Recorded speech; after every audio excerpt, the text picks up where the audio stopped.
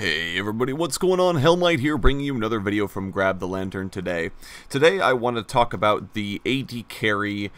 I don't want to say meta, I've already done videos about the AD carry meta before, but I guess the AD carry hate that is currently very prominent among the community, and why people are saying AD carries are so busted, their itemization has been nothing but buffed, and supports aren't overpowered, it's the AD carries that are making them overpowered, and all of these comments are being said about AD carries. And I wanted to kind of sit down and have a conversation about why the perception is there, and possibly if there's even a problem there that needs to be fixed, because I don't feel like AD carries have gotten any stronger than they've been in the beginning of the season. I really don't. For the most part, AD carries, if anything, feel like they're weaker than they've been normally, and people are starting to default more towards the utility carries that they have in seasons previous. Now, I know we're in a bit of a hyper carry meta at the moment, and I think that's just a case of teams realizing that hyper carries have been largely untouched for a while, and I think that AD carry itemization has been smoothed out a fair amount, and that's why people are starting to play them, because you don't have to wait forever and a day for Tristana to turn on and finally be God. It comes much more quickly than that because of how AD carry itemization has changed. However, I think it's far-fetched to say that AD carries are the only class that matters, that they decide every single game, that the game is decided literally with whoever's bot lane gets the first kill, etc., etc. A lot of those are overreactions. I think that AD has a big impact on the game, but historically they have always had a big impact on the game.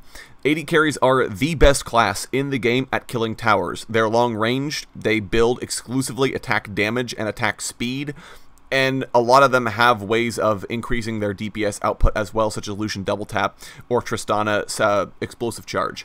And that's sort of my thing. A lot of people are saying, well, AD carry shouldn't be the best class, there should be other classes, but sure, you can play something like Wukong or Aatrox or somebody who can kill towers, but you will never get in the same package a champion that wants attack speed and attack damage who is also ranged. It just doesn't happen in the game. If you're playing a champion like Wukong, for the most part, you're going to be building just straight AD.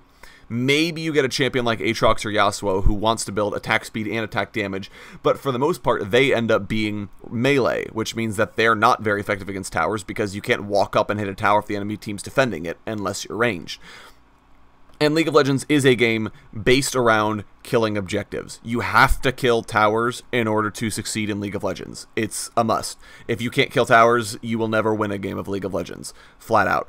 And that's why AD carries and marksmen have been in the game forever. And that's because they are the best champions in the game at killing those towers, like I just said. So it's not necessarily that Riot have this big conspiracy to always keep them in the meta. I think, if anything, it's just that you physically need to have them. And sure, Riot have done things to increase their viability, I guess, or to make them feel a little bit better, especially at the beginning of the season, the whole AD carry and 2K17 LOL meme, which was completely inaccurate, by the way. But people felt bad about AD carries at the moment because the game had been stagnant for a long time, which doesn't normally happen. Riot tend to change the game very quickly, so when they're gone for even a full month, it leads to a lot of things breaking down. And remember as well that this was back when Camille was in the meta and really busted. So aggressive diving champions and carries were all the rage, and that made AD carries feel even worse about themselves, and that's what led to the whole Ziggs meta and this perception that Riot have done nothing but buff AD carry itemization since then. I don't believe that was the case at all. I think, if anything, Riot were trying to fix long-standing issues with AD carry itemization, trying to make it so that items felt better about buying potentially multiple attack speed items as opposed to kind of picking the best one. They wanted to make sure that there are a reason to pick Runaan's and a reason to pick Phantom Dancer, etc., etc. I think that as well, the lifesteal changes were not necessarily geared towards AD carries. I feel like a lot of them were intended to be multi-purpose items, because lifesteal isn't really an AD carry exclusive stat. I don't feel like that's a stat that marksmen are known for building. Sure, they do that, but ever since Bloodthirster got nerfed years and years ago, that hasn't been a thing that AD carries are known for. If anything, it's a lot of melee champions that prefer lifesteal because it helps them not die when they're in the middle of a fight. people like to give Death's Dance a lot of flack for being very good on one specific champion, Draven, but for the most part, almost no champion builds that item. Outside of maybe a snowballing Riven or a snowballing Urgot, I can't think of anyone who really wants to build Death's Dance. It doesn't seem like it's that great. Least of all, a marksman. No marksman I can think of besides Draven builds that item. So it doesn't feel to me that the itemization changes were a deliberate effort by Riot to say, oh, AD carries are in a bad spot, we're going to buff the hell out of them. That's not what they did at all. Instead, they're just smoothing out build paths. Now, was it maybe too much? I think you can make an argument for that. I think the biggest issue we have right now are AD carries are scaling too quickly, and they're coming online in the mid-game rather than the late game, as opposed to before, where you had to farm forever to become relevant. A lot of the times now, by about the 20-minute mark, AD carries are starting to turn online, and that, in and of itself, is a problem when your hyper carry is switching on before the hyper carry point of the game. I don't think, at the end of the day, though, that the marksman class in general has been busted, or that Riot are making this big deal to make sure they stay in the meta and this big conspiracy. I don't feel like that's the case at all. If anything, I feel like it's just professional players have realized, especially because their games tend to go on very long, it's not common to see snowballing in the games, that hyper carries end up being good because you are almost guaranteed to hit the late game. It's very difficult for teams to push in and capitalize on early advantages. And what that means is that if you do have a hyper carry, you have a much better chance at ending that game because it will go late. The build path itemization did help, but obviously hyper carries are only going to get better as the game goes on. Someone like Lucian AD, for example, will kind of spike in the mid game and taper off as the game progresses further because of his short range.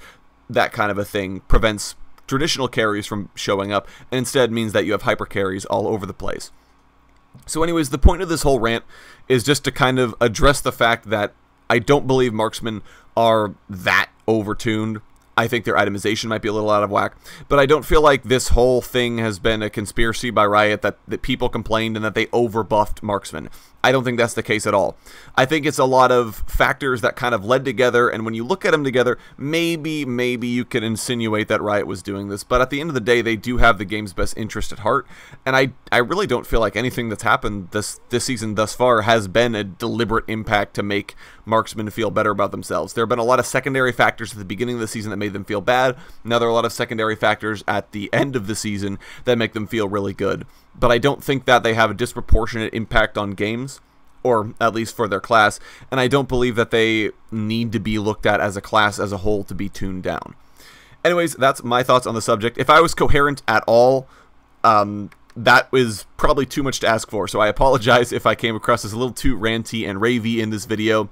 Go ahead and let me know down in the comment section below if that's something I can improve on. We're always looking to improve. And if you guys have any thoughts on the whole marksmen are overpowered subject, go ahead and let me know in the comment section as well. I would love to hear your guys' perspectives and what you think. If you enjoyed the video, go ahead and leave a like. If you really enjoyed the video, consider subscribing. I upload a video every Monday, Friday, and on patch days as well. Once again, thank you guys so very much for watching. I do appreciate it, and I will talk to you all later.